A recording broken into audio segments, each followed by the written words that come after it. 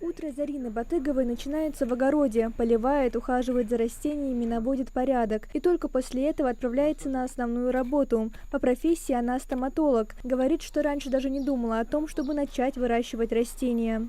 Как-то мне особо не до земли было. Я сама медик по образованию. Медицина очень много времени и сил занимает, моральных сил.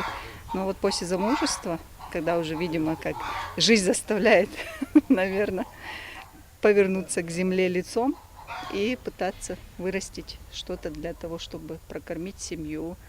И вообще это все прекрасно, когда работаешь с землей. Переехав в этот дом 3 года назад, Зарина с семьей с первых дней взялась за обустройство участка. Разбили сад и огород, постепенно превратили двор в уютное и ухоженное пространство. Там, где мы жили, у нас был небольшой участочек, не удавалось посадить все, что мы хотели. Здесь у нас земли побольше, поэтому мы как-то каждый год пытаемся что-то новое посадить, вырастить. И вот так посмотрим, что с этого будет получаться каждый год. В огороде у Зарины Батыговой есть практически все. От помидоров и огурцов до крыжовника и клубники. С нами она поделилась секретами ухода за некоторыми из овощей.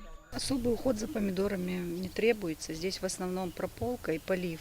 Опрыскивание пару раз от насекомых. За эти 3 года всегда у нас был хороший урожай помидоров и огурцов. Секреты из секретов, я не знаю, наверное, навряд ли это секрет, но сывороткой опрыскиваю я от тли в основном, вот, чтобы меньше химикатов использовать. Все-таки это едим мы, дети едят.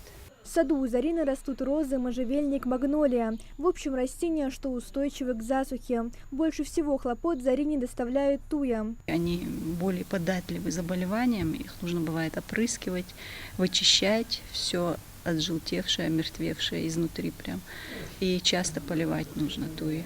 Конкурс на лучшее ЛПХ проходит каждый год по инициативе главы Республики Ингушетия Махмуда Али Калиматова и поддерживает тех, кто своими силами развивает личные хозяйства. Зарина Батыгова на своем примере показывает, как при желании можно вырастить богатый урожай и создать уют у себя во дворе. Мария Амбата, Султан Магушков, Магаз 24.